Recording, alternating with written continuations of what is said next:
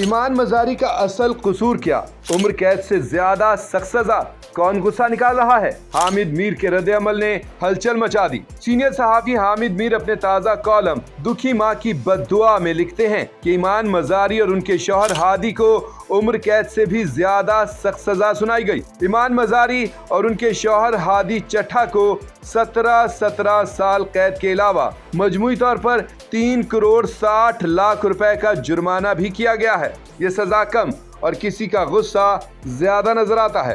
اسے اندازہ نہیں تھا کہ اس کا جرم بہت بڑا تھا۔ وہ صرف بدتمیز نہیں تھی بلکہ 2 وزراء اعظم کو عدالت میں طلب کروا چکی تھی۔ کئی لوگ اس کی شکل دیکھنا گوارا نہیں کرتے تھے، لہٰذا اس غصے کے باعث ایمان اور ہادی کو عمر قید سے بھی بڑی سزا سنا کر اور بھاری بھرکم جرمانہ عائد کر کے دراصل یہ پیغام دیا گیا ہے کہ پاکستان سافٹ لوگوں کے لیے ہارڈ اسٹیٹ بن چکا ہے۔ حامد میر نے کہا کہ اگر کوئی یہ سمجھتا ہے کہ ایمان مزاری اور ہادی چٹھا کو 17 سال قید کی سزا دینے کے بعد اس حکومت اور اس کے اداروں پر تنقید کم ہو جائے گی اور لوگ گرفتاری کے خوف سے اپنی زبانوں پر تالے لگا لیں گے تو یہ بڑی خام خیالی ہے۔ ایک حاملہ خاتون وکیل کو 17 سال قید کی سزا دے کر پاکستان کو مضبوط نہیں بنایا جا سکتا۔ اپنے مخالفین اور ناقدین کو جھوٹے مقدمات کے ذریعے جیل میں ڈالنے والے حکمران کبھی چین کی زندگی نہیں گزارتے، کیونکہ کسی نہ کسی دکھی ماں کی بد دعا ایک دن انہیں بھی جیل پہنچا دیتی ہے۔